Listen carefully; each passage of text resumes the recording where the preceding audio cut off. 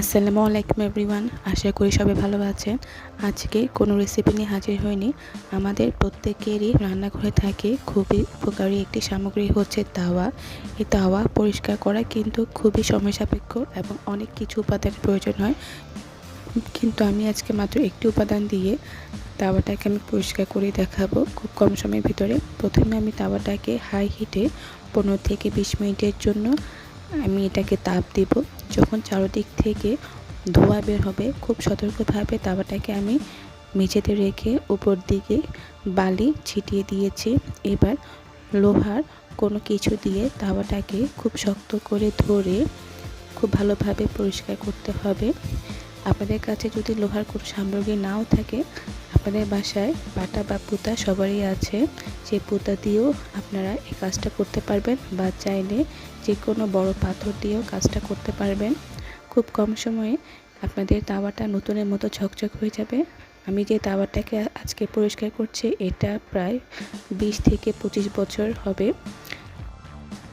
এই তাওয়ায় ময়লা প্রায় 5 থেকে 6 স্তর পর্যন্ত জমা হয়ে গিয়েছিল, কিন্তু খুব কম সময়ে বালু দিয়ে আমি এই তাওয়াটাকে একদম নতুনের মতো চকচক করে ফেলেছি।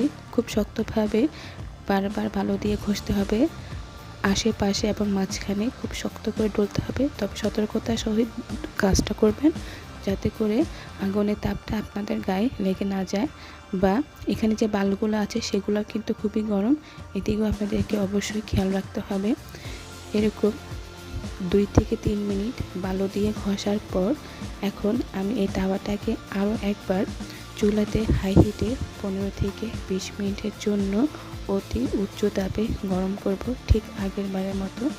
যখন চারদিক থেকে ধোঁয়া উঠবে সেই পর্যন্ত।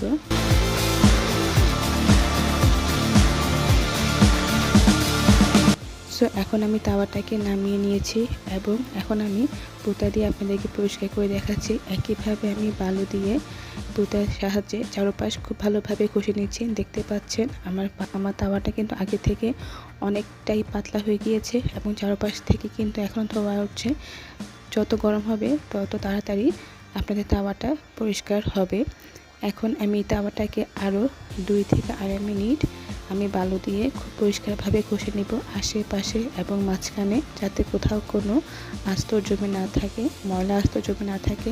এরপর পানির সাহায্যে সাবান বা ডিটারজেন্ট পাউডার দিয়ে খুব ভালোভাবে 3 থেকে 4 বার পরিষ্কার পানি দিয়ে ধুয়ে নেব। যেহেতু আমি এখানে বালু ব্যবহার করছি, যাতে করে কোনো বালুর কণা কণা ভাব তাওয়া কোথাও লেগে না থাকে।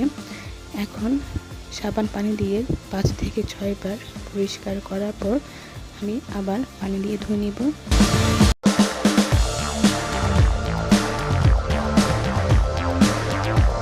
সো ভিউয়ার্স, দেখতে পাচ্ছেন খুব কম সময়ে আমি এই পুরানো তাওয়াটিকে একদম নতুনের মতো করে ফেললাম। আপনারা চাইলে আপনাদের বাসার যে তাওয়াটা আপনারা সবসময় রুটির জন্য ব্যবহার করেন, বালুর সাহায্যে খুব সহজে এবং খুব অল্প সময়ে পরিষ্কার করে নেবেন। তবে অবশ্যই সতর্কতা অবলম্বন করতে হবে।